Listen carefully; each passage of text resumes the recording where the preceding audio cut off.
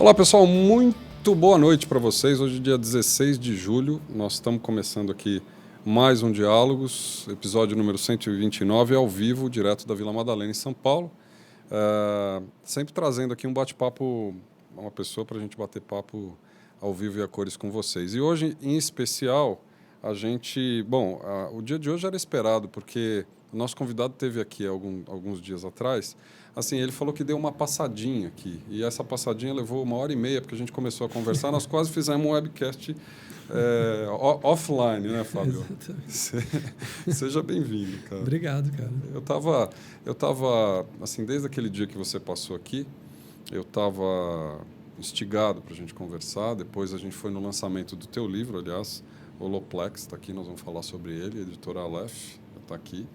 E é lógico que na expectativa da gente poder conversar mais, né? Porque eu acho que tem tantas coisas importantes para a gente trazer para cá, no contexto, ainda mais no contexto que a gente está vivendo agora, né? Intensamente nesses últimos, sei lá, 4, 5 semanas, que o país está tão agitado, as pessoas estão, parece que, transitando seus níveis de consciência, seus espíritos, né? Enfim, você vai explicar isso para nós melhor. Puxa, né? Essa é a minha expectativa, tá bom? Puxa vida, se eu tivesse falado antes, eu não tinha nem vindo. Não. A gente vai mandar buscar você. Agora, para vocês que estão participando conosco ao vivo dessa gravação, a gente tem duas coisas importantes para dizer. A primeira é a seguinte: o Fábio vai sortear um livro para os internautas. Então, quem tiver conosco no chat vai poder participar do sorteio. Então, você, para participar, tem que entrar no chat. Se estiver ao vivo, tem um botão de chat na sua tela. E, óbvio, nós temos alguns convidados que estão aqui no estúdio da Educatos na Vila Madalena e também vamos ter um sorteio para o pessoal que está lá embaixo do livro. Esse aqui não vou sortear porque é meu, está autografado e eu não dou para ninguém. É meu mesmo, né? Eu posso autografar também para os sorteados. Você pode autografar para os sorteados. Isso é uma ótima ideia. Eu queria começar esse nosso bate-papo. Bom, você hoje é terapeuta, coach, você escreveu, agora você é escritor, tá certo? Escreveu o Holoplex, mas, assim, você nem sempre foi nessa linha, né? Dá para resgatar um pouco dessa história, de como é que você chegou até aqui, para que a gente pegue essa vertente completa? Tá. Fala um pouco da tua história. Bom, acho que eu estou sendo exemplo de uma coisa que está cada vez mais disponível hoje em dia, que é a possibilidade da gente ter muitas vidas em uma mesma vida. Em uma mesma vida, né? Então, eu costumo dizer que eu tive uma vida passada e nessa vida mesmo, eu fui um executivo de marketing, né? Trabalhei 15 anos no mercado, sou formado em administração de empresas, estudei economia, pós-graduação em marketing, comunicação, especialização em novas mídias, etc. Trabalhei muitos anos na área de planejamento estratégico, novos negócios e comunicação, né? É sério que você vem desse mundo aí, né? Você vê só? Trabalhei até em banco. Você vê que vida passada mesmo, que karma. Nossa! Trabalhei em banco, trabalhei no mercado financeiro, né? Mas eu sou obrigado a dizer que, de fato, essa experiência é muito difícil no mercado corporativo de 15 anos, né? Foi um aprendizado muito grande para mim. Eu não sei se eu conseguiria ter feito todas as outras coisas que eu estou fazendo agora se eu não tivesse passado por essa espécie de treinamento mesmo no campo de batalha, que é o mercado corporativo, né? Então, foi muito rico a experiência corporativa, né?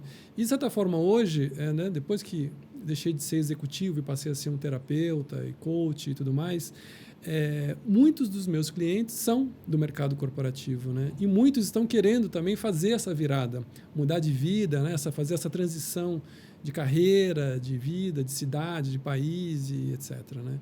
Então, ter passado por essa experiência de estar estado mergulhado no sistema e conseguido sair dele e configurar um novo estilo de vida me ajudou bastante, né? E hoje eu acho que serve como matéria-prima mesmo para o meu trabalho, né? Imagino que você não fez essa transição, assim, virou uma chave, acabou e vou pro... Como é que foi essa história? Olha, foi bem difícil. Eu até costumo dizer mesmo para os meus clientes que, olha, eu escolhi o caminho mais difícil para que vocês possam fazer o caminho mais fácil. E o caminho mais difícil foi largar tudo da noite para o dia. Sem planejar, sem organizar, simplesmente ouvi uma voz dentro de mim que disse, acabou. Passa a ponte, explode a ponte e segue em frente. né? Foi um caminho bem radical. Queimou as caravelas, não dá para voltar. Queimou as caravelas, não tem como voltar. Né? Exatamente. E eu estava, às vezes, no auge da minha carreira, na época era diretor de marketing da MTV, aquele modelo de vida que todo mundo olhava e dizia, Fábio, você tem uma vida perfeita. Mora num loft, na Vila Madalena, casa na praia, namorada, diretor da MTV, festas, artistas, ganha bem, tem carro, etc. E, por uma certa perspectiva, era realmente muito bacana. De certa forma, até eu era feliz. Até o dia que bateu uma crise existencial absurda e nada daquilo teve mais sentido. E aí não teve jeito. Aí eu tive que mudar. Mas você já vinha com alguma reflexão nesse sentido, assim? Então, no meu caso, foi muito rápido. Né? O que aconteceu foi que eu comecei a ter umas experiências espirituais, né? Que a gente chama, um processo que se chama emergência espiritual, que é quando o nosso supraconsciente começa a liberar uma série de experiências e conteúdos da nossa consciência, né? E aquelas experiências começaram a ampliar a minha visão de uma forma absurda. Né? Foi essa ampliação de visão, de perspectiva, que me possibilitou perceber que eu estava no caminho errado. Que aquilo lá tinha acabado. Embora tenha sido útil, aquele estágio tinha terminado e o que tinha passado por uma transformação muito grande. Então veio essa clareza. Né? Agora, veio a clareza da transformação, mas você sabia onde você queria chegar? No começo, não. Como é que foi essa busca? No começo eu sabia que eu tinha que queimar as caravelas e seguir em frente, né? Então, e que seguir em frente, na verdade, não era em frente, era para dentro mesmo, né? Que era um processo de mergulhar no meu processo pessoal de autoconhecimento, né? E para isso eu fui buscando diversos tipos de abordagens, de terapias, de retiros e etc, para me conhecer, né? Porque você está perdido, a única coisa que você pode fazer, ou talvez a melhor coisa que você pode fazer muitas coisas, mas talvez a melhor coisa para a gente fazer quando a gente está perdido é a gente descobrir quem a gente é, né? Começou aí o Holoplex, você acha? Essa coleta de experiências, de busca? O Holoplex começou exatamente aí. Né? Quando eu pulei nesse abismo de mim mesmo, sem saber o que ia acontecer, sem saber onde ia dar, sem saber o que tinha pela frente, mas confiando que esse era o caminho e que era irreversível e também que não tinha outra opção. Era isso ou isso, né? Então, eu me joguei confiando total no processo, né? Tinha lá no fundo eu tinha uma confiança muito grande que ia dar certo, mesmo que eu não soubesse como ia dar certo, né? Aliás, a gente vive num mundo de incertezas hoje, né? E me parece que a nossa engenharia não foi feita para viver incertezas, né? E mergulhar nas incertezas, se dá a liberdade de mergulhar nas incertezas, parece que pode ser uma boa terapia para você se achar e passar a conviver com você mesmo dentro das incertezas, com um pouco mais de tranquilidade, né? Como é que você vê esse cenário de incertezas? Porque você mergulhou numa mega incerteza, você saiu do certo para o absolutamente incerto, né? Pois é. Então, é a questão da visão, né? Porque num determinado momento eu percebi que o absolutamente incerto era o certo. Né? A partir do momento que eu consegui mudar a minha visão, ampliar a minha visão, eu consegui ver as coisas de uma outra perspectiva. E nessa outra perspectiva, eu consegui ver além das aparências. Porque era certo nas aparências. Mas quando eu mergulhei dentro de mim mesmo, eu vi que não estava tão certo assim. Porque no final tinha alguma coisa ali que não estava batendo, não estava funcionando. E o que não estava funcionando? A minha vida estava sem significado, apesar de eu ter tudo, aparentemente. Né? Então, por um lado, eu tinha tudo, mas não tinha aquilo que mais faz sentido, que é o mais importante, que é uma vida de significado. Aquilo tudo perdeu o significado da noite para o dia. Né? Foi um processo de desilusão. Né? Eu costumo até dizer que a desilusão é a solução. Né? A solução é a desilusão. Por mais que a gente ache que desilusão é uma coisa ruim, né? Ah, desilusão, tive uma desilusão. Mas que ótimo ter uma desilusão. Por mais que ela seja dolorosa, às vezes, porque tem muitas ilusões que são muito confortáveis, né? Tem algumas ilusões que são deliciosas, né? Mas são ilusões, né? Então, com a desilusão que o processo causou, me possibilitou ver com mais clareza o que era realmente o certo para mim, né? Desilusão aí desconstruiu toda a tua... Tudo, né? Tudo que eu tinha construído artificialmente, de dentro para fora na minha vida, nos últimos 20 anos, porque eu decidi ser administrador com 14 anos. Eu queria ser artista, né? Eu queria ser poeta e tudo mais, né? Mas quando eu cheguei em casa contando que, olha, eu quero ser poeta, não sei o quê, senti que a coisa não foi muito bem recebida, né? Tava muito fora da Tava caixa. muito fora da caixa, né? Aí eu falei, esse projeto acho que não deu certo, né? Então eu falei, acho que eu vou ser administrador de empresas, então, né? Com 14 anos eu decidi, eu falei, então tá bom, então eu vou estudar, vou me preparar, e fui construindo, né, uma história toda que depois até fez sentido. Foi um estágio necessário, né? Naquele momento parecia que não era, mas depois, passado todo o processo, né, eu vi que realmente foi muito necessário e foi muito útil essa experiência, né? Hoje você é coach, terapeuta, facilitador de processos de meditação. Como é que você se define hoje? Então, hoje em dia, eu estou me definindo como uma pessoa. Sou uma pessoa. Mas se quiser Não, mas tudo bem, vai, fala um pouco mais. Fale mais sobre isso. Fala um pouco mais sobre isso, né? Eu estou me chamando como um sintetizador, né? Que tem a ver com essa abordagem nova que eu estou trabalhando agora. E o que é o sintetizador?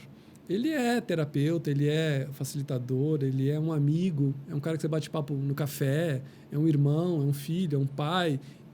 É uma pessoa, né, que está imbuída desse propósito, que é... O que é a síntese, na verdade, né? Quando você diz... você lê um livro e fala, me traz aí a síntese desse livro. O que é trazer a síntese? Traz... Qual que é a mensagem, né? Qual que é a essência dessa história, né? Então, sintetizar é isso. Primeiro, eu conseguir estar conectado com a minha própria essência e viver a partir dela, alinhado com a minha própria essência. E ajudar as pessoas com as quais eu trabalho também a viverem conectadas consigo mesmo, que serem quem elas são, né? Viverem conectadas com as suas próprias essências, né? Então, o sintetizador é alguém que facilita o processo das pessoas a se conectarem com quem elas são. Isso pode ser escrevendo, pode ser atendendo, pode ser facilitando processos, dando consultoria, pode ser falando num webcast aqui com o Maurício, entendeu? Basicamente. É aí que nasceu a holossíntese? É daí que nasceu a holossíntese. Como é que você define? Bom, holossíntese, holoplex com o livro, como é que você posiciona essas coisas? Né? Então, Holoplex é o livro, né, a plataforma, na verdade, né, que está lançando, né, que está introduzindo essa nova abordagem de desenvolvimento humano que eu estou chamando de holossíntese. Né? Então, holo, todo, síntese, essa síntese busca todo, né? de essência, né? Do todo. É uma ideia absurda de tentar conectar o nosso processo de desenvolvimento pessoal com o processo evolutivo do próprio cosmos. Né? Então, é uma ideia de fazer esse link entre nós e o todo. Né? E perceber que, nessa busca desse link, perceber que existem alguns movimentos, alguns fluxos e alguns processos que são semelhantes.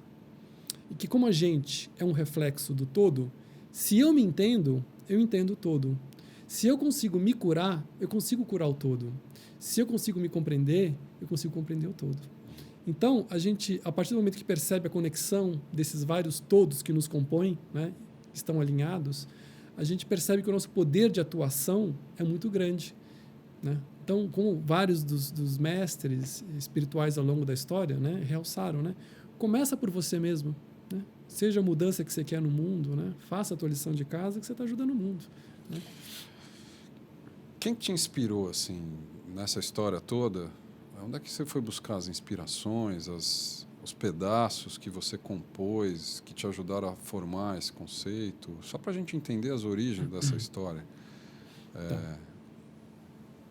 Bom, o Holoplex ele é uma síntese. Né?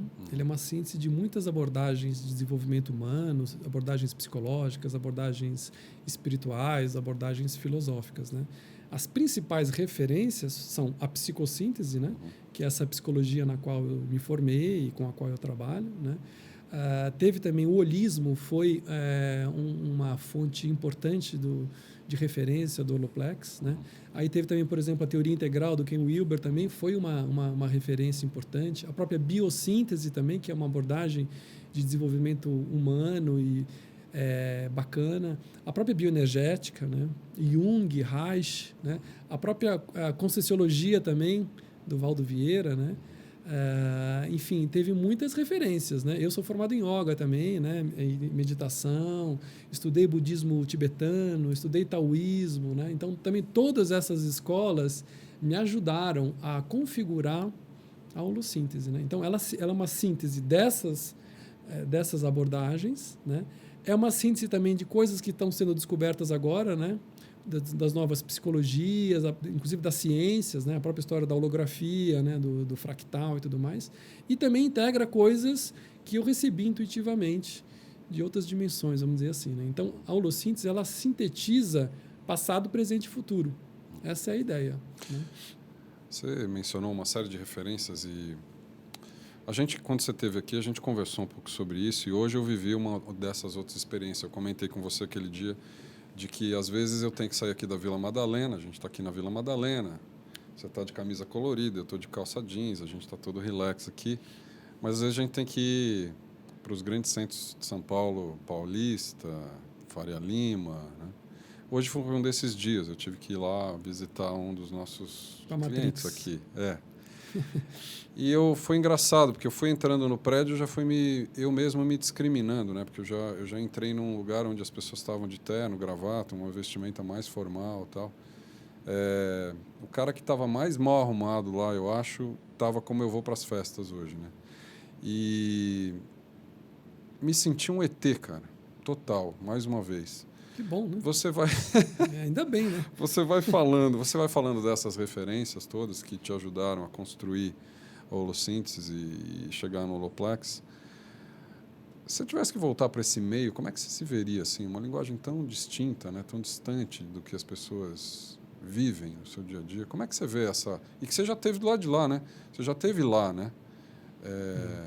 Como é que você vê essa distância assim que acontece com... Bom, primeiro que acho que não deixariam eu voltar. Né? Você não deixaria você entrar mais lá, né? Eu não sei não, viu? Eu não sei não, eu acho. Olha, eu vou te dar um exemplo. Hoje, no Facebook, um amigo, o Tomás de Lara, um amigo, deu um workshop no Itaú e falou que lá no workshop, eu estou falando isso porque ele falou publicamente no Facebook agora à tarde, ele falou que depois um dos diretores parece que mandou um e-mail para ele perguntando, tá bom, se você fosse presidente do Banco Itaú, né? Quais são as suas 3 primeiras iniciativas? O que você faria? Aí ele colocou essas perguntas para a gente no Facebook e perguntou, dá dicas aí, né? O que vocês fariam se vocês fossem presidente do Itaú com 100 mil funcionários? Quais seriam as suas 3 primeiras iniciativas, né? Eu falei, não vou perder essa oportunidade, né? Eu tenho que participar e tudo mais.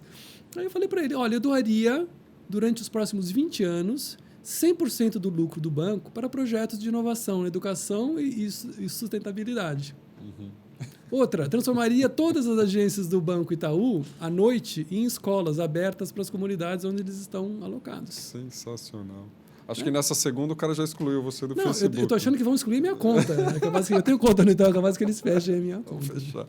Vão confiscar o seu dinheiro e vão fazer isso aí que você falou. Entendeu? Né? Então, se um dia me chamarem, alguma empresa me chamar, eu só vou tentar ser quem eu sou. É o melhor que eu posso fazer, assim que eu sou. Agora... Eu sinto que as pessoas, de uma forma geral, começam a ter independente se o cara está no meio corporativo ou não, né? É como você bem disse, seus colegas de antigamente começam a buscar uma aproximação maior dos seus propósitos. Eu sinto que as pessoas começam a... já está se criando uma massa crítica nesse, né? E as pessoas estão, eventualmente, dentro das empresas, né? Parece antagônica essa história de interesses, né? As empresas... Será que as empresas têm interesse em que as pessoas se encontrem de verdade, assim, se aproximem de verdade? Você deve ter palestrado em empresas, você tem? Já. Como é que é? Já. Como é que você vê isso? Olha, infelizmente, assim, veja, primeiro não tem nenhum preconceito com relação às empresas, né? Porque na holossíntese, a plataforma básica qual que é? Integrar tudo. Claro. Né? Integrar tudo. É inclusiva, 100% inclusiva. Né? Então, a gente tem que considerar tudo. Governos, políticos, as empresas. Né? É criar um sistema e uma plataforma que inclua tudo. Então, eu não tenho preconceito, a princípio, contra eles. Mas, o que eu tenho observado na experiência prática é que, muitas vezes, as empresas... elas estão também numa situação em que elas buscam, talvez, melhorar mais a performance dos funcionários, né? Que estão lá para funcionar. Funcionário está lá para funcionar. Então, se ele não está funcionando, né, elas buscam maneiras de fazer com que ele funcione. Né? Então, muitas vezes estão mais preocupados com isso do que propriamente libertá-los, né? De que facilitar o processo de evolução deles ou de facilitar o processo de iluminação, de despertar deles. O foco das empresas, a princípio, não é despertar as pessoas. O foco das empresas é lucrar. O foco é o dinheiro, é o lucro. Quem está focando no lucro não está focando na iluminação, no bem-estar das pessoas. Embora muitas vezes nas missões das empresas eles digam o contrário. Mas a prática não é bem assim na maioria das empresas. É claro que tem exceções, felizmente, né? Mas não é bem assim, né? Que segmento da sociedade você vê que está mais próximo, tem mais empatia, talvez, ou mais facilidade de lidar com esses conceitos, com holossíntese, com aquilo que você vem vivenciando, experimentando? Você se encontra dentro da sociedade um espaço onde você tenha mais, seja mais empático? Eu encontro um espaço que eu percebo que é crescente entre os jovens que estão buscando um processo de autoconhecimento, primeiro, e jovens de todas as idades também, né? Não tem preconceito nenhum. Pessoas que estão buscando o processo de autoconhecimento, pessoas que já sacaram que o sistema está mudando, né? Que nós estamos numa fase de mudança global e que não tem escapatória. Pessoas que estão investindo em processos de desenvolvimento social, cultural, né, ambiental. Pessoas que já estão mais engajadas, mais articuladas em movimentos, né, ativistas. Né? Esse tem sido o público que tem me chamado mais. Né? Pessoas que, de certa forma, já vieram, talvez... ou já despertaram, ou já vieram com alguns aplicativos instalados nas suas consciências, né? E já estão num estado de pré-desperticidade, entendeu? Então, elas são mais abertas para essas novas abordagens que estimulam a evolução de uma forma diferenciada, né? E que buscam expandir com pessoas buscando processos de expansão de consciência também, né? Agora, você escreveu um livro, né, cara? Escrever um livro não é uma coisa fácil. Tá na lista do que as pessoas têm que fazer, né? Plantar uma árvore, escrever um livro, ter filho. Mas, enfim, o que te trouxe a explicitar num livro, querer explicitar num livro tudo isso que você desenvolveu, está pensando, está praticando, né? Você acordou um dia e falou, tem que escrever um livro? Na verdade, desde criança eu tenho vontade de escrever um livro. Nem sabia por quê. Mas é uma informação um chip que estava aplicado em mim mesmo desde criança. Tem histórico de escritor na sua família? Alguma coisa assim? Alguém que te influenciou? Né? Tem um tio meu que escreveu um livro e tal, mas não era escritor e tal, trabalhava com educação, mas não tem históricos. Eu já tive uma vida passada que eu fui escritor, então para mim não é novidade escrever. Já tive vida de escriba também, então escrever já é uma coisa que está na história da minha alma, já algumas vidas. Mas nessa vida... Não, peraí. História da sua alma, explica melhor. Dá para falar? Dá para falar. A história é longa. Não, isso agora você tem que explicar, porque... Foi nessa vida desde que você nasceu ou foi em outra vida? Eu já acessei informações de vidas passadas, né, onde eu já me dediquei a escrever. Entendi. Onde já fui então poeta. É literal o que você está falando. Não, é literal. É literal. Não é figurativo. Simbólico, não é figurativo. Já acessei, tive acesso a informações né, de vidas passadas onde eu fui escritor. Escriba e outros. Então, o elemento de espiritualidade entra aí fortemente, não? No que estou escrevendo? Não, naquilo que você está acreditando, no que você escreveu, no que você desenvolveu. Tem um componente espiritual aí forte. Totalmente, né? Forte, totalmente. Mas não queria quebrar, eu não queria perder essa afirmação que você falou. Não, totalmente. Espiritualidade deve ser o centro da vida, né? E não algo que a gente busca em algum momento. Quando eu ficar mais velho, eu vou me dedicar à espiritualidade, né? A espiritualidade, na maneira como eu vejo, é na vida, é na prática. E o que eu tenho observado na minha experiência é que aquelas pessoas que eu considero as mais espiritualizadas são aquelas que menos falam de espiritualidade. Mas que, na vida prática, são as que mais fazem. Né? Então, é aquela que está totalmente embutida. Né? Enfim. Mas você tinha perguntado por que eu resolvi escrever nessa vida esse livro. Exatamente. Né? Então, nessa vida, eu resolvi escrever o livro por 2 motivos básicos. O primeiro dele é que eu sempre gostei de estudar temas associados à psicologia, desenvolvimento humano, espiritualidade, energia, consciência e etc. Né? Sempre tive uma atração por esses temas. Aí comecei a trabalhar também como terapeuta, fui aprofundando essa busca. Chegou um momento que depois de estudar tantas coisas, eu fiquei meio perdido. Eu falei, eu estou meio perdido com tantas coisas que eu estou estudando. E eu senti a necessidade para mim mesmo de organizar toda essa informação. Eu falei, eu vou começar a escrever para organizar essa informação. Né? Eu quero sintetizar todas essas informações, né, de uma forma que eu mesmo possa entender e resumir e sintetizar. Conforme eu entrei nessa jornada, eu descobri que tinha um outro motivo, que obviamente escrever esse livro fazia parte dessa minha missão. E aí descobri uma coisa que você talvez vai achar um pouco estranho, e no primeiro momento até eu achei muito estranho, e eu, na verdade, durante muito tempo falei, não, peraí, isso não é bem assim, não sei se é isso não, e tudo mais, né? Que foi que eu descobri que eu vim do futuro. Não como aquele filme Back to the Future, não como o filme... Eu sabia que essa entrevista ia ser muito desafiadora, viu? Eu tentei preparar o meu espírito para isso, mas olha, fala mais sobre isso. Eu falei isso para pouquíssimas pessoas. Eu vim para o futuro, mas não como no filme Back to the Future. Sim. E não como dizem que o Leonardo da Vinci também dizem que o Leonardo da Vinci é um cara que voltou no tempo, perdeu a senha e não conseguiu voltar, né? E ficou preso no tempo, né? Mas o que eu quero dizer com vim do futuro é o seguinte, antes de nascer, eu estava estudando para encarnar, estava me preparando para uma encarnação. E, a princípio, eu ia encarnar daqui muito para frente, por volta dos 2700 e pouco. Era esse o projeto, né? E aí, por uma série muito complexa de variáveis e tudo mais, eles me chamaram para um projeto. Falaram, olha, tem um projeto... Anteciparam a sua vinda. Exatamente. Você não topa ir antes? E dentro dos vários subitens desse projeto, tinha um que era escrever um livro para as próximas gerações, entendeu? Para facilitar o caminho e o seu próprio de quando você vier no futuro, entendeu? Então, eu vim nessa época, entre outras coisas, para escrever esse livro. Porque eu vou te falar, foram 5 anos escrevendo esse livro, foram centenas de horas de finais de semana que eu fiquei escrevendo, não foi nada gostoso escrever, um trabalho do cão.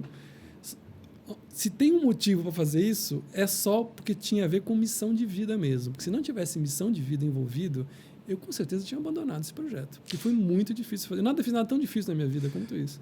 Você menciona no prefácio que você teve várias crises, né, no período... Muitas. Enfim, não sei se ao escrever ou... Dá para falar um pouco sobre isso? Eu já acreditei que você veio do futuro agora. Eu já, assim, entendeu? Você colocou de um jeito bem interessante, né? Anteciparam a sua missão.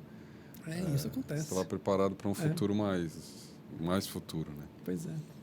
Que crises que você passou? Aliás, você deve ter experimentado um monte de coisa nessa trajetória, né? Experimentei. Você podia resgatar um pouco dessas eu, quando decidi ser um terapeuta, pensei, bom, se eu quero ser um terapeuta realmente, razoavelmente competente, não é? Eu primeiro preciso mergulhar muito fundo no meu próprio processo, né? E dentro dessa visão, eu realmente fui experimentar de quase tudo, né?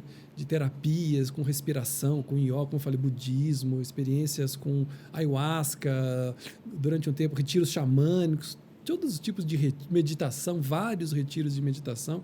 Eu acho que isso foi compondo a minha formação como terapeuta, né? E hoje eu me sinto bem tranquilo de trabalhar com as pessoas, justamente porque eu me formei como terapeuta, né? Pessoalmente, né? Então, essas experiências, elas enriqueceram a minha visão, vamos dizer, sobre mim mesmo, sobre o processo de desenvolvimento, né, sobre a vida, né? Então, fica mais fácil trabalhar, né? Eu acho muito difícil, por exemplo, um psicólogo que se forma com 22 anos, entendeu? Ser um terapeuta realmente com 22 anos, né? É difícil, né? Porque não teve nem experiência de vida ainda, né? Acho que terapeuta devia ser só depois dos 30, no mínimo, sabe? Porque realmente é importante a experiência de vida mesmo. Vivida, mergulhar na vivência, né? Mergulhar na vivência. Né? Tem coisas que só realmente a experiência vivida na prática, né? E aí que vieram todas essas crises ao escrever o livro, né? Todas, que você puder imaginar. A primeira crise foi por que escrever? Antes de ter aquela informação do futuro e tudo mais, né? Ter acesso, que isso veio no meio do processo, não veio logo de cara. Por que escrever mais um livro sobre autoconhecimento, sobre espiritualidade ou sobre psicologia, né? Sabendo que tem tantos livros já maravilhosos escritos, de autores, aí está tudo escrito já, por que eu vou escrever mais um? Né? Essa foi uma crise. Né? Outra crise que veio foi o seguinte, quando eu comecei a escrever, eu falei, vou reunir as informações aqui, né, que eu quero reunir, vou escrever um livro sobre psicossíntese, vou integrar algumas das minhas experiências. Né? Eu não sabia que ia nascer do processo essa nova abordagem de desenvolvimento. Né? A hora que eu percebi, falei, olha o que é isso. Né? Uma coisa é escrever um livro, né, tal, com algumas experiências. Outra coisa é escrever um sistema de conhecimento, ancorar uma nova abordagem. É muito mais responsabilidade, né? Você se surpreendeu com isso? Você achou que Surpreendeu, ficou porque muito maior do que... eu falei, a responsabilidade é muito maior. E falei, meu Deus, não sei se eu quero essa responsabilidade. Me deu uma preguiça. Eu falei, ai, meu Deus, isso vai ser muito difícil. Não sei se eu estou pronto para isso, entendeu? Não sei nem se eu quero isso, né? Mas aí toda vez que eu pensava em desistir, todas as vezes que eu estava numa crise, acontecia alguma coisa, ou um sonho revelador, ou uma viagem astral, ou uma sincronicidade absurda que me falava, meu... E aí veio até o momento que eu lembrei que era um dos itens da minha missão nessa vida, era escrever esse livro. Era de missão mesmo. E que se eu não escrevesse, eu estava frito. Então, eu também escrevi por medo de não cumprir a missão. Falei, não, melhor escrever para não ter erro, né? Os maiores desafios que você encontrou no caminho foram seus próprios, você acha? Ah, com Posso certeza. por você mesmo, não por terceiros. Os maiores desafios foram lidar com... Teve um certo embate também entre as informações intuitivas que, né, fui downloadando ao longo do processo e tudo mais, né, com as informações racionais, né? Então, é a mente intuitiva e a mente racional. Falando, não, eu não posso escrever isso, né? Como é que eu vou falar que eu vim do futuro, né? O que as pessoas vão pensar? Elas vão rir, vão achar que eu sou um malucão e tal e tudo mais. Não posso. Então, eu ficava o racional e o intuitivo brigando para ver o que coloca e o que coloca no livro, né? Então, isso foi um embate interno muito complicado de lidar, né? E, no final das contas, eu fiquei ali, bom, vou atender os dois, né? Vou escrever tudo que eu quero escrever, mas dentro de um escopo, de uma estrutura muito lógica. Você vai perceber que o livro ele é todo sincronizado. É todo sincronizado. Essa é a plataforma que sustenta a história. Né? Você lançou o livro há quantas semanas? 4? Eu lancei dia 22 de junho, ali na semana das manifestações, exatamente. É, as coisas estavam quentes, né? Aliás, se tivesse que escolher uma semana para isso, essa seria, né?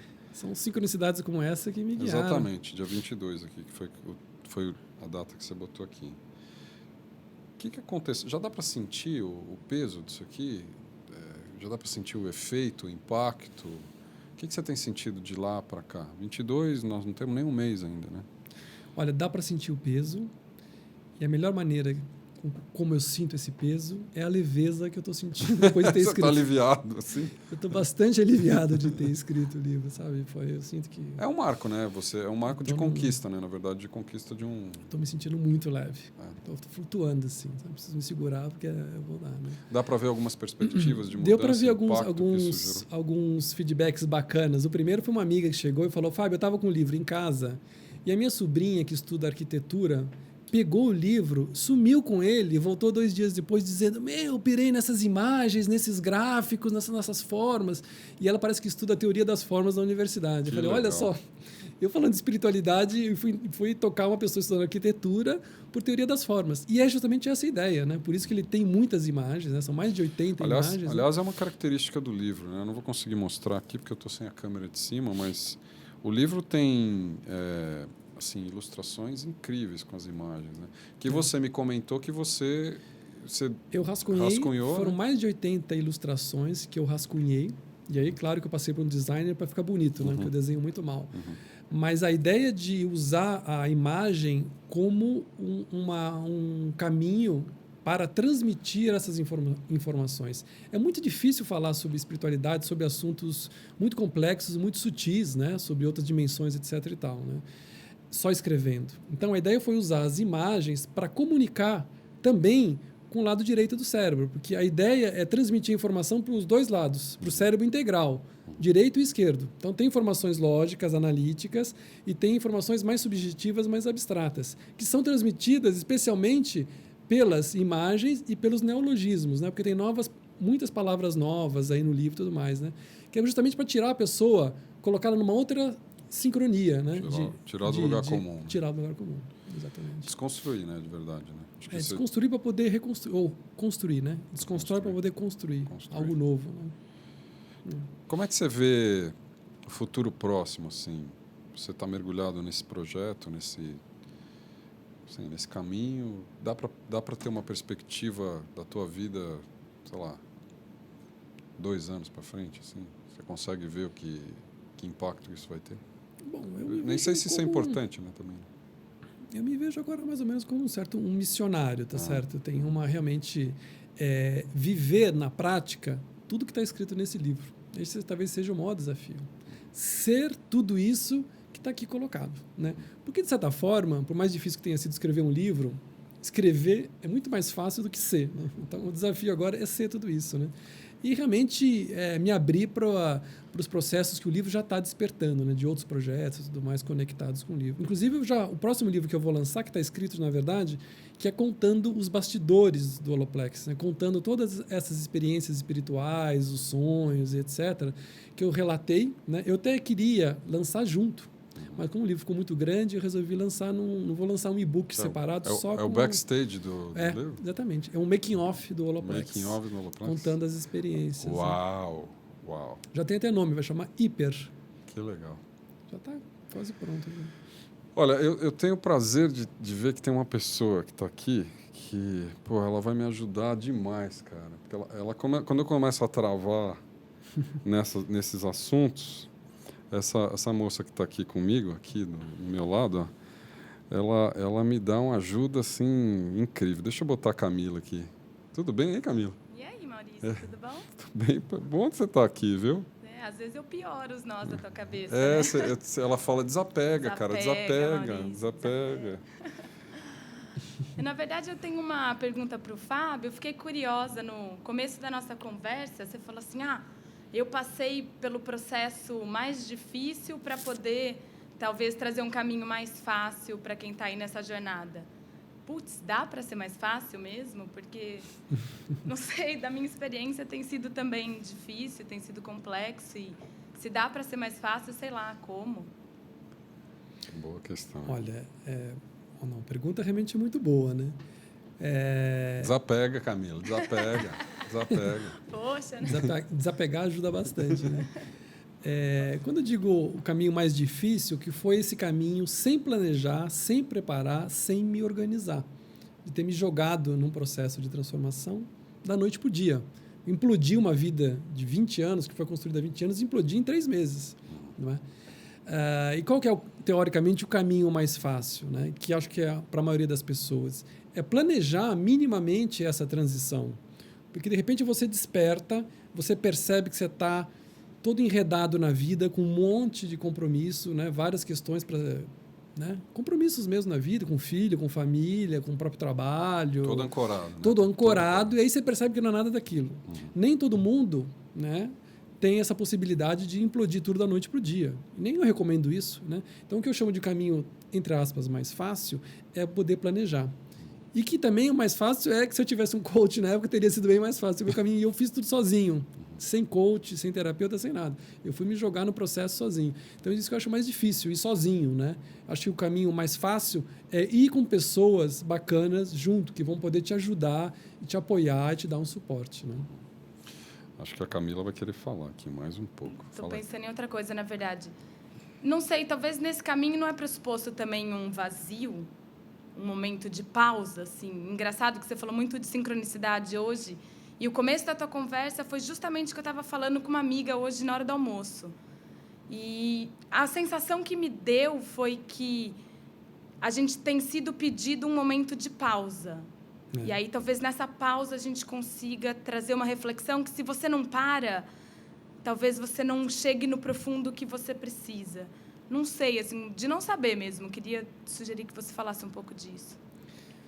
Olha, já que você falou de sincronicidades e de coisas que aconteceram com você hoje à tarde, eu vou contar uma historinha que eu contei hoje à tarde para uma amiga, que é exatamente sobre isso. É uma historinha nada ecológica, né? Mas é sobre um lenhador e o seu discípulo. Né? E um dia, o discípulo lenhador chegou para o mestre e falou: mestre, eu te desafio. Eu quero mostrar que eu sou melhor que você. Então, eu te desafio para uma competição. E eles foram lá, no próximo sábado, fazer uma competição e ver quem cortava mais árvores, né, durante o dia. E os dois foram para essa competição, né, tanto o mestre quanto o aprendiz. E cortaram árvores, e aí no final o resultado foi que o mestre venceu. E aí o aprendiz ficou revoltado e falou: não, mas não é possível. Não é possível que você cortou mais árvores do que eu. Porque eu, desde as 8 da manhã até as 6 da tarde, eu fui cortando árvores e eu não parei nem um minuto. Eu fui e não parei. E em diversos momentos do dia eu olhei e você estava lá parado sem fazer nada. Aí o mestre virou e falou, não, eu não estava parado sem fazer nada, eu estava afiando o machado. Entendeu? Então, é um pouco assim, essa pausa é fundamental. Eu já fiz 2 sabáticos na minha vida. O primeiro teve 1 ano e meio e o segundo teve 3 anos. E as decisões que eu tomei após esses períodos sabáticos foram as mais precisas da minha vida. Eu tinha uma clareza total do que eu queria fazer naquele momento, qual era o caminho, qual eram os passos que eu deveria fazer, entendeu? Essa clareza veio porque eu me joguei nesse vazio, porque eu parei, desliguei, desconectei e falei, vou parar. E criei condições para poder fazer isso também, né? Que a gente precisa criar as condições, né? Mas a sociedade também impõe um ritmo, uma cultura, né? Na verdade, sem reflexão, né? Sem espaço vazio, né? Claro. Sem... O vazio é amedrontador, né? Sem ócio, sem ócio. A cultura hoje vem de você preencher todos os minutos do seu tempo. É verdade. Né? Tudo hoje, o excesso de distrações que a gente tem, né? Você não tem onde que você vai ficar vazio morando em São Paulo. Como você vai chegar nesse vazio? É muito difícil, né? Talvez o vazio e o estar consigo mesmo também, né? Porque tem são isso. Sinônimos. Né? São sinônimos. Está vazio para você fazer sinônimo. É isso aí. A Nina está aqui no chat, está te perguntando o seguinte: a gente tem aqui, vale o comentário, a gente tem a nossa audiência ela flutua de idades, mas existe uma concentração interessante aqui.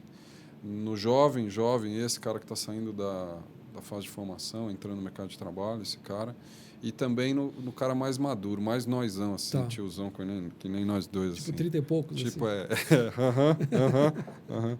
Talvez eles acreditem que tem 30 e pouco, mas vai ser difícil. Vou fazer 49 daqui exatamente 1 mês. Então, nós estamos aí, parei.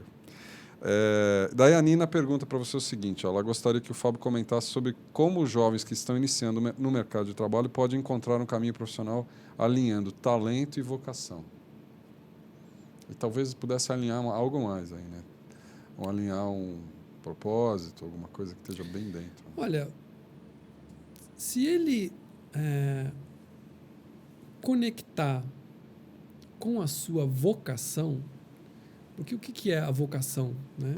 É aquela voz interna, né?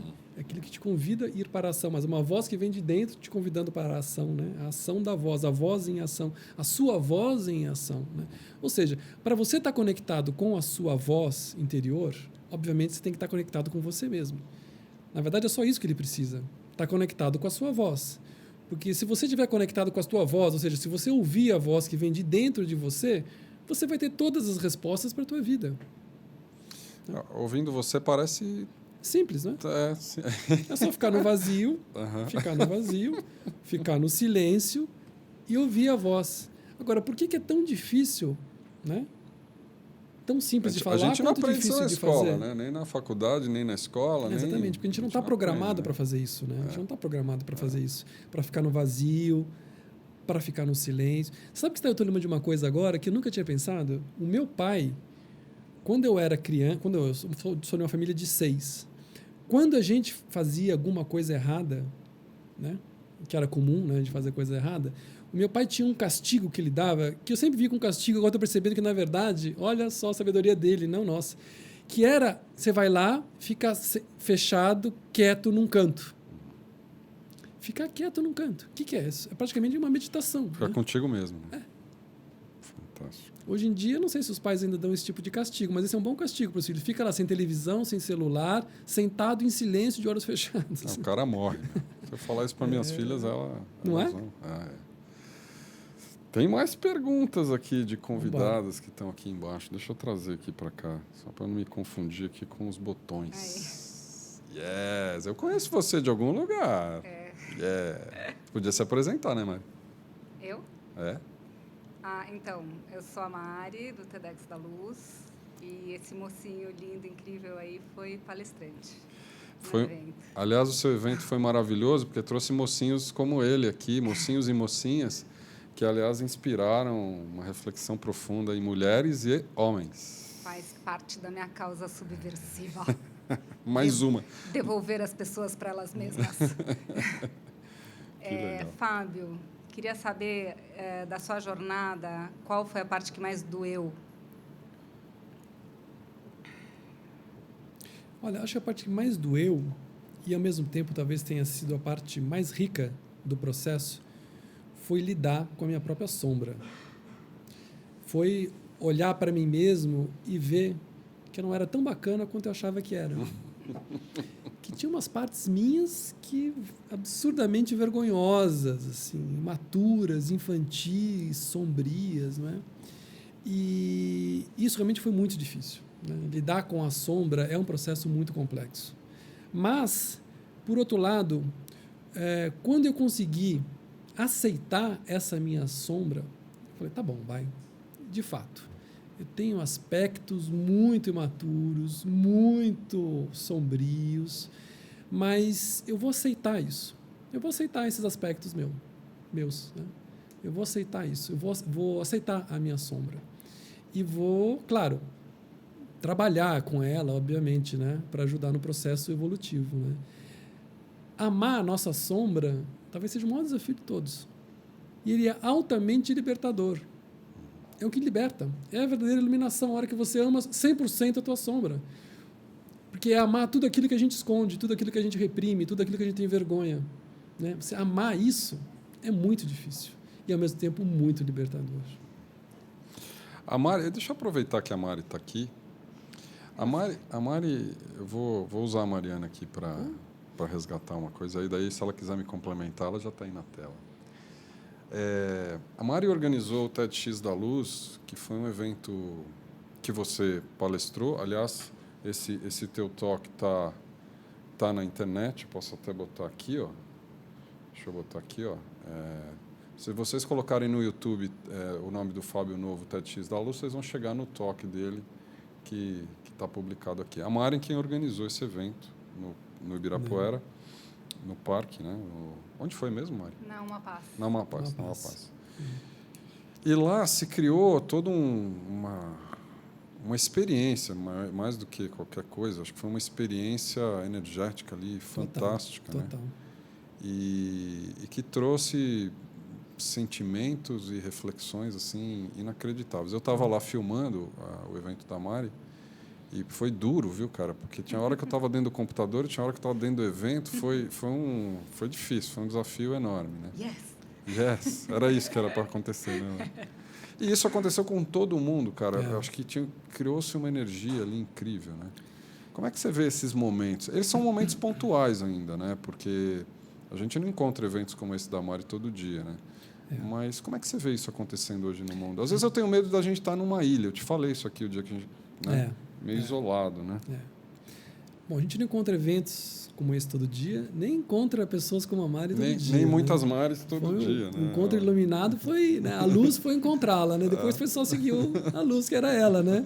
Então, o evento realmente, o TEDx da Luz, foi muito mágico. Para mim, pessoalmente, foi um momento de transformação mesmo. Foi um momento, até que eu comentei lá que eu estava justamente sobre o processo criativo do livro e tudo mais, né? Você e contou toda a história do Jeg, né? A história, tudo mais, exatamente. Né? Eu nem falo mais, né?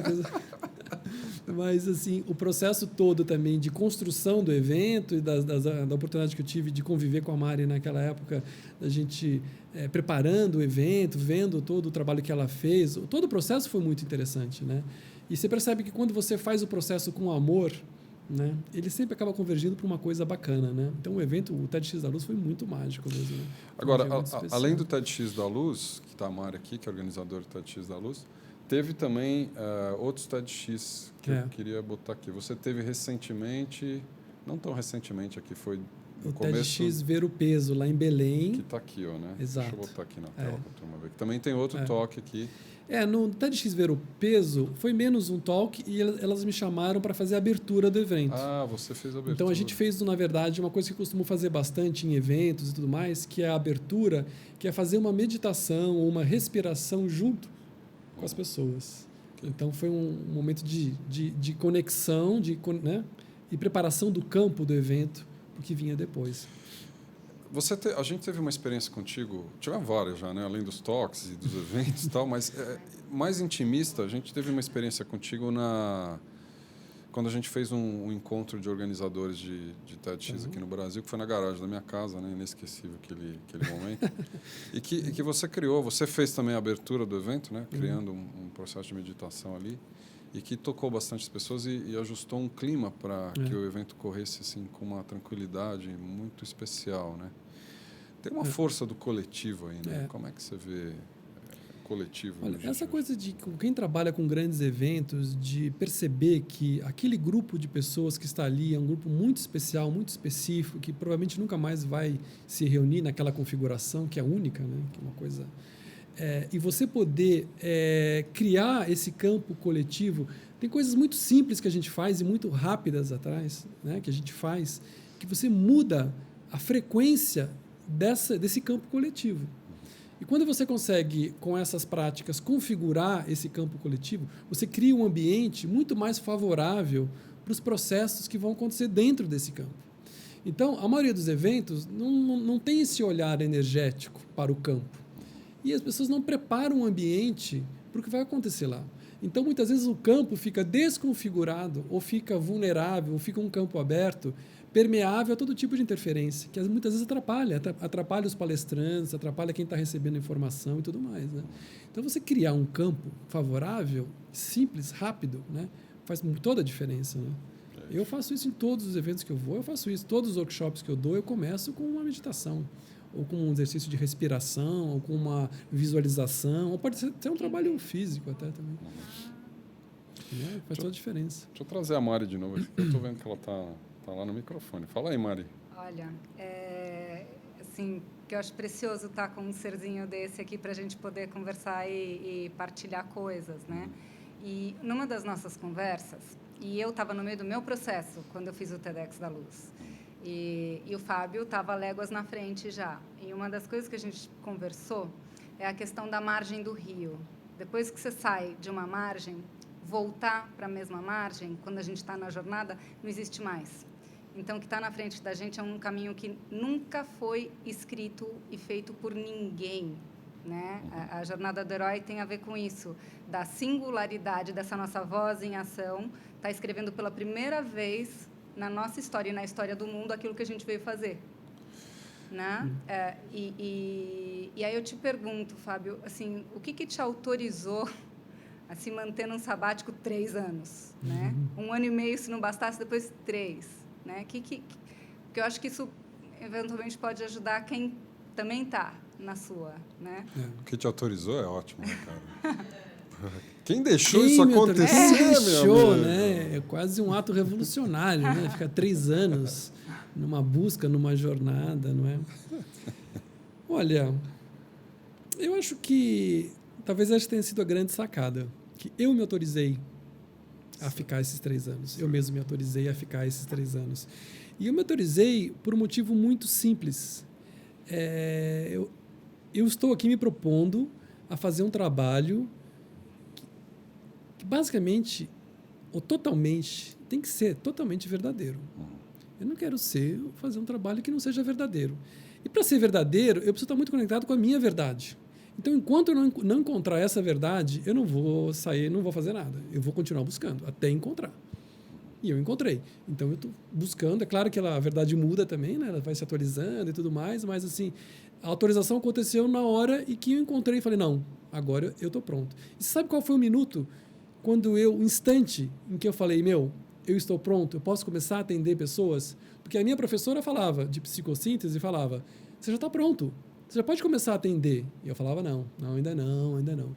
O dia que eu me autorizei a atender, a começar a trabalhar como terapeuta, foi justamente esse dia que eu comentei aqui, que eu falei, ok, eu aceito a minha sombra. Porque a partir do momento que eu aceitei a minha própria sombra, eu falei, agora eu estou pronto para aceitar a sombra das outras pessoas. E como terapeuta, se eu não aceitar a sombra das outras pessoas, você não sobrevive 1 semana, né? Essa foi a autorização. Você está aqui, você falou que atuou na área de marketing durante um bom tempo. A Mari também, assim, as pessoas podem não saber, mas ela também atuou na área de marketing durante um bom tempo. Eu tenho uma outra referência dessa área, que é a Sabrina, que é palhaça, hoje foi palhaça do TEDx na Vila Madalena e foi executiva de marketing durante um bom tempo. Vocês todos mergulharam num mundo completamente... Eu conheci a Marina naquela época. Você conheceu a Marina naquela época? Ela trabalhava numa agência de publicidade. Vocês eram colegas, então, de profissão, né? Cara, o que está acontecendo com vocês de marketing? Vocês estão querendo acabar com o setor, é isso? Vocês estão querendo... Vocês enlouqueceram, vocês todos? Nós enlouquecemos. O que está acontecendo com esse setor? O propósito é enlouquecer todo mundo. É despertar todo mundo. Claro. É uma fábrica de malucos, é isso? Vocês estão... Todo mundo saiu e foi para um extremo completamente distinto, conversando consigo mesmo, criando coisas espetaculares como essas que vocês vêm criando. O que está acontecendo com esse... Bom, no meu caso específico, essa experiência de ter estado no sistema e ter saído do sistema foi muito rica, porque hoje eu facilito o processo de pessoas que estão nesse processo. Você consegue transitar bem, então, né? Exatamente. Claro. Exatamente. Por ter passado essa experiência, né? Agora, uma vez que a gente sai, né, que a gente acorda, né, qual que é a primeira vontade que brota? Compartilhar isso. Uhum. Porque é tão bom ser livre, né? A primeira coisa que a gente quer é compartilhar isso para o maior número possível de pessoas. Não tem outro objetivo na vida que seja ajudar o maior número possível de pessoas a despertarem, a serem felizes, a se encontrarem, a serem quem são, né? A se libertarem, né? Esse é o propósito. E tem múltiplas formas diferentes de fazer isso, né? Mas o propósito é um só, né? Então você, a Mari e a Marina, que eu comentei aqui, não estão malucos, né? É o bom maluco, digamos assim, maluco, né? Porque hoje eu acho muito mais maluco você estar dormindo, né? Do que você estar desperto, né? Claro. O que é a verdadeira maluquice, né? Claro. Tem mais perguntas aqui, deixa eu trazer quem está no mic aí. Então, boa noite, meu nome é Fábio, sou de Porto Alegre. E o Fábio também, ele palestrou recentemente lá em Porto Alegre, no ENED 2013, que é um evento que é feito por empresários juniores do Brasil inteiro. E eu tenho algumas perguntas que sempre me inquietaram em relação a isso, acho que é um pouco relacionado com a pergunta anterior. Como que a gente pode, nesse ritmo de vida que a gente leva no mundo atual, conciliar toda essa busca interior por a gente mesmo, por essa inteireza, né? Porque a gente recebe, geralmente, muitos estímulos, de fato, para que a gente viva uma vida em que a gente tenha pouco tempo para a gente mesmo e para parar para buscar com isso, né? Então, eu sou uma pessoa que eu busco bastante isso, mas em vários momentos eu me vejo um pouco distante disso pela rotina do dia a dia também. Então, eu queria saber como é que tu, diante dessa busca que tu teve, conseguiu lidar com essa situação. Olha, eu acredito que a melhor maneira de lidar com essa situação, Fábio, é investir no autoconhecimento. Não tem escapatória, entendeu? Porque enquanto a gente estiver apenas reagindo aos estímulos que vêm de fora, e hoje a gente é hiperestimulado, por isso que as pessoas estão hiperativas, né? É uma quantidade absurda de estímulos constantemente, 24 horas por dia, né? A coisa não funciona. Quer dizer, enquanto a gente não buscar um estímulo que vem de dentro e ficar simplesmente reagindo aos estímulos que vêm de fora, vai ser difícil encontrar esse caminho. Então, não tem escapatória. Ou investe no autoconhecimento, e para se autoconhecer, você pode seguir múltiplos caminhos, né? Tem muitos caminhos para... Não é só meditação, yoga, tem muitos caminhos para você investir no autoconhecimento. Ou você investe isso simultaneamente ao processo de estar vivendo e fazendo as coisas, ou não tem solução. Enquanto a gente não encontrar essa bússola interna que nos guia na vida, não tem solução. A gente vai ficar navegando à deriva. Não é? Talvez você dê sorte no futuro de encontrar, mas não tem melhor investimento, né? O único investimento que não dá chabu, né, não é no banco, é você investir em você mesmo, no seu desenvolvimento pessoal. É simples. Né? Aliás, eu sei que é difícil, mas é simples. Mas, aliás, ligado a isso, Casey está aqui, está perguntando assim, gostaria de saber como o Fábio vê tantos jovens em meio a uma crise existencial e se isso é bom ou ruim. Ela viu tua palestra lá no ENED 2013 e percebeu que muitos jovens que não se encontram, tem muitos jovens que não se encontram na Terra. Pois é, esse foi um evento muito bacana lá no Sul, né, dessas empresas júniores, né, o ENED, foi semana passada. E 1.300 jovens, e realmente uma coisa que chamou muito a atenção. Eu achei que, no geral, eles estão hiperestimulados e bastante confusos para onde ir. Porque tem um lado que te fala, né? Não, você tem que arrumar um emprego, você tem que fazer isso, tem que fazer aquilo. Aí tem um lado, não, você tem que empreender, não, você tem que ir na área social. E eles estão com todas as informações e meio perdidos. Então, o que está faltando? O que é que vai guiá-los no meio dessa tormenta? É justamente o que está faltando. Essa conexão interna, entendeu? Você viver de dentro para fora. Você viver guiado por essa voz, pela tua voz em ação que vem de dentro. Agora, se você não abrir um espaço para ouvir, para se conectar, não tem solução. Não tem solução. Vai ficar batendo cabeça durante muito tempo. Eu bati cabeça durante muito tempo da minha vida, até que eu saquei que, ou eu me conecto, ou invisto em mim mesmo, ou não tem solução. Não tem jeito. Vale eu fazer uma... Eu não sei se é uma correção, porque eu não sei o que eu falei há pouco tempo atrás, mas eu referenciei você, referenciei a Mariana, que está aqui embaixo, e referenciei a Marina Campos. Não sei se eu falei Sabrina ou Marina, mas fica aqui. A Marina tem uma história, ela tem um TED Talk, inclusive, um TEDx, Marina. e que hoje ela é palhaça, veio do meio publicitário. Eu não sei o que eu falei, então já fica uma desculpa se eu falei outro nome, né? Mas fica a Marina, que, aliás, acabou de ter um filho maravilhoso.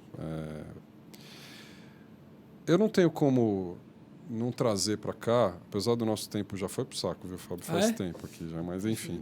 Mas eu não tenho como não trazer para cá uma questão para você que é sobre o contexto atual. Quer dizer, nas últimas 4, 5 semanas a gente viu um Brasil muito agitado, né? As pessoas na rua.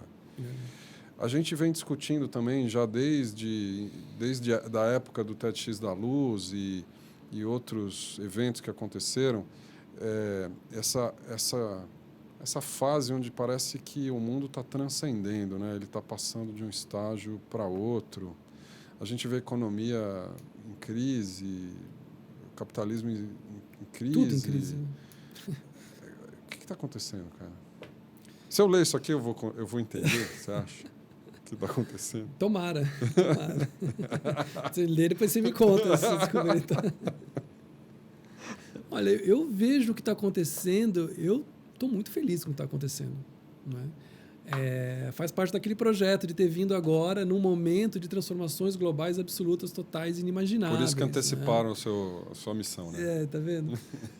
Então, eu acho, é incrível o que está acontecendo. E para quem trabalha com processos de expansão da consciência, fica evidente o quanto nós, vamos dizer, nós brasileiros, o quanto nós expandimos a nossa consciência coletiva num período de uma semana ou de 10 dias. Né? Eu até brinco dizendo que o Facebook parece que se iluminou, né? Porque as pessoas só estão discutindo economia, educação, problemas, etc., discutindo coisas significativas, coisas que fazem sentido, coisas que são importantes para nós, para o nosso país, né? Ao invés de ficar discutindo coisas menores. Né? Então, você percebe que a gente deu um salto de consciência, mudou a vibração. Né? Mas, obviamente, que isso não é um processo que tem idas e vindas, altos e baixos, não é um processo linear. Mas que, se você observar que a gente está numa escalada evolutiva, para mim isso é absolutamente evidente. Nós estamos num processo de evolução. Né? E eu sempre faço um paralelo dos processos coletivos com os processos individuais. O processo de síntese pessoal é muito parecido com o processo, para não dizer igual, ao processo de síntese coletiva. Só que no processo de síntese pessoal, você sintetiza subpersonalidades.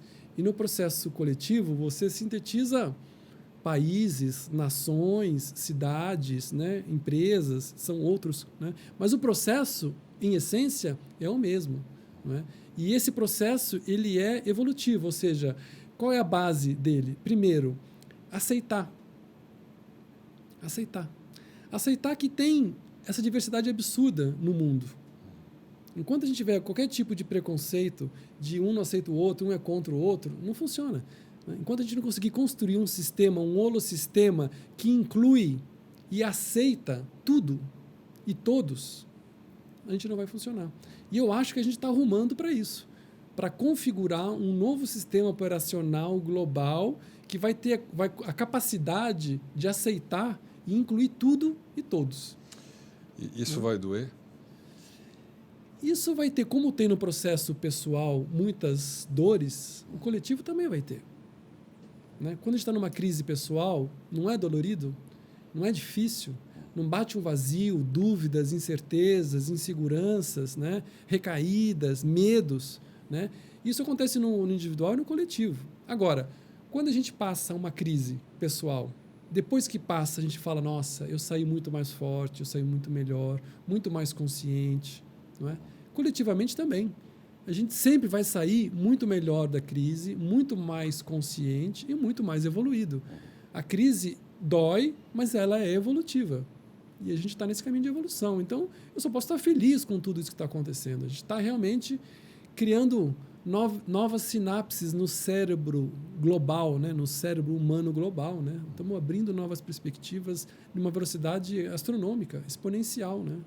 Então, eu sou feliz e satisfeito e grato por estar podendo também vivenciar isso. Né? Claro. É maravilhoso. É um momento É um privilégio É um poder privilégio. viver esse É um privilégio. período, né? Porque é um período, É um de privilégio. fato, talvez ruptivo, né? Ó, Holoplex está aqui, editora Aleph. Ah, tem que sortear, né? Tem que sortear, a gente sorteia no final do programa, a gente Ah, tá. sorteia, eu encerro o programa, daí a gente sorteia. Então, Tá. quem está conosco e vai participar do sorteio, fique mais um pouquinho. E nós vamos sortear, como eu falei, 2 livros, um para a internet, quem está no chat, então quem estiver no chat vai participar, e outro para o pessoal que está aqui na sala VIP. Além disso, o Holoplex tem um site, né, Fábio? Tem um site, tem um site que está aqui, ó, holoplex.org. holoplex.org, está aqui. Eu estava olhando aqui e você tem vários materiais adicionais aqui e tem até uma sessão, tem sessões de meditação ao vivo Tem, aqui, é isso? tem. Explica para nós. Eu faço algumas meditações online, ao vivo. É só ficar ligado aí no Facebook, que quando tem eu disponibilizo a agenda, né? A gente faz meditações ao vivo, na internet, como nós estamos fazendo aqui, né? E tem também no site umas meditações gravadas, para quem está começando, querendo aprender meditação. São bem curtas, são meditações guiadas, com fundo musical e tudo mais, que você pode baixar gratuitamente. Estão lá as meditações, pode ouvir, pode baixar, né? Então, tem as meditações, tem alguns capítulos do livro que não entraram aqui também, que eu disponibilizei gratuitamente. Tem um capítulo sobre sonhos. O próximo capítulo que eu vou liberar também, que não entrou na versão impressa, é um livro, esse você vai gostar, que é O que acontece entre uma vida e outra. Como é que a gente se prepara para a vida? Esse é o próximo e-book que eu vou liberar aí. Eu sobrevivi até aqui, cara, não força a barra, viu? Eu desapeguei, mas não força a barra. Bicho. Você lembra? Eu fui até aqui. Você lembra do que você planejou antes de nascer, não? Eu tenho que me desapegar bem, como diz a Camila aqui, mas eu estou me exercitando. Fábio, foi assim, muito gostoso conversar contigo, cara. Valeu. Essa conversa Obrigado, podia rodar Maurício. aqui mais um tempo, mas a gente vai voltar. Assim, essa é a primeira de muitas. Eu que agradeço. Obrigado mesmo. O convite é sempre muito bom bater papo com você aqui. Obrigado. Seja offline, online, é sempre bom, né? Seja transmitido ou não, né? A gente, assim, é um prazer poder ter, de fato, essa conversa contigo, poder levar isso para outras pessoas. E certamente esse é um assunto que está só começando, né? Eu espero que a gente possa retomá-lo. Obrigado, viu, cara? Eu agradeço. Muito legal. Obrigado vocês que estiveram com a gente, tanto na internet como aqui ao vivo no estúdio. Bom, a gente se vê no próximo webcast. Quinta-feira a gente volta. Um beijo a todos. Até lá.